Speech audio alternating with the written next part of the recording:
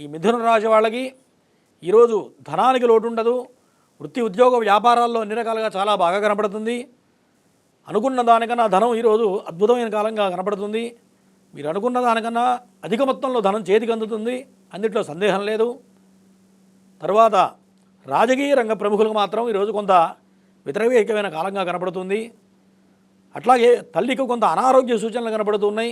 ఈ యొక్క మిథున రాశి వాళ్ళకి కుటుంబ పరంగా మరి విద్యార్థులకు, చదువుకునే విద్యార్థులకు, పోటీ పరీక్షల్లో రాసేటువంటి విద్యార్థులకు ఈరోజు కొంత వ్యతిరేకమైన కాలంగా కనపడుతుంది. కాబట్టి పరీక్షల విషయంలో ముందుగానే కాస్త ప్రిపేర్ అయ్యి ముందుగా వెళ్ళడం అనేది ప్రధానంగా చెప్పదగ్గ సూచన. కుటుంబ వ్యవహారాల్లో ఆచితూచి అడుగులు వేయడం అనేది ప్రధానంగా చెప్పదగ్గ సూచన.